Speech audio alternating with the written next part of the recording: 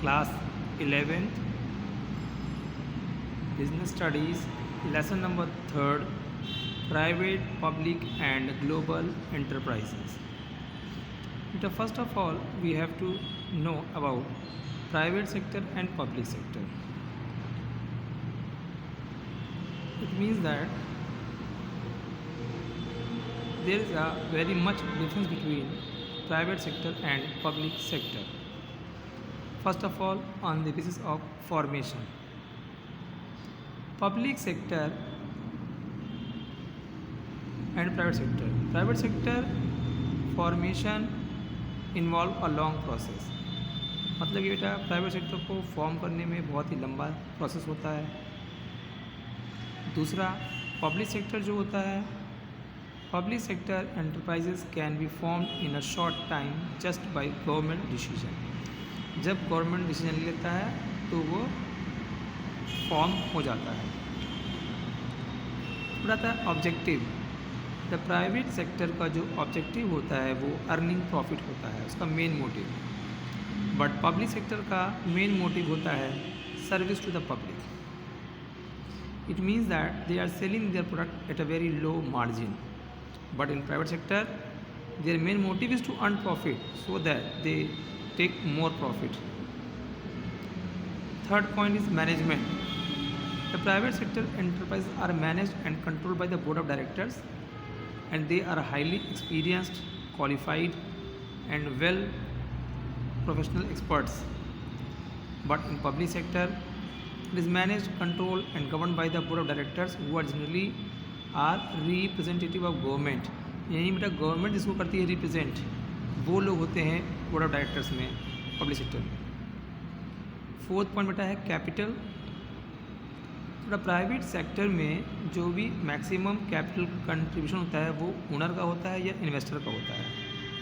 But public sector में जो भी लगता है पैसा वो जनरली गवर्नमेंट करती है contribute. Fifth point, public operations, freedom operations sorry. There is more freedom of operation in private sector enterprises.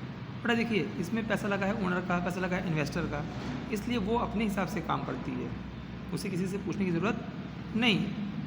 So they are free to operate their business as they want. But there is less freedom in public sector enterprises. Why? Because of lot of political interference. Is it clear? So that there is a less freedom in operation of the business. Sixth, accountable. But the private sector enterprises are not directly accountable to general public. भाई simple सी बेटा बात है, private sector है, किसी एक individual owner का या कुछ लोगों का लगा है पैसा उनका लगा है, तो वो इसलिए पब्लिक को अकाउंटेबल नहीं होते हैं कि वो क्या कर रहे हैं, कैसे कर रहे हैं। अरे भाई उनकी मर्ज़ी है, वो अपने उनका पैसा है, वो अपने हिसाब से कर रहे हैं वर्क को। तो नेक्स्ट हमारा है कि पब्लिक सेक्टर में कैसे होता है accountable. Public sector enterprise are accountable to general public as their performance is discussed in the parliament. पर इसलिए इनकी जवाबदेही होती है क्योंकि इनकी जो भी परफॉर्मेंस होती है वो पार्लियामेंट में डिस्कस की जाती है कि कोई वर्क कैसे हो रहा है, क्या हो रहा है एंड सो ऑन। फिर आता है हमारा employees. Private sector enterprises recruit and select their own employ and they have their own rules and regulations regarding their remuneration. मतलब बेटा प्राइवेट सेक्टर में क्या होता है, वो अपने हिसाब से अपने यहाँ वर्कर को करते हैं सेलेक्ट, उनके अपने रूल्स एंड रेगुलेशंस होते हैं और वो अपने हिसाब से उनको सैलरी पे करते हैं। But in public sector the employees of public sector are generally the civil servant. यानी जो लोग पब्लिक सेक्टर में काम करते हैं उन्हें हम बोलते हैं सिविल सर्वेंट। और पब्लिक सेक्टर फॉलो करती है गवर्नमेंट के rules and regulations regarding recruitment of employee and as well as their salary. Next, performance evaluation.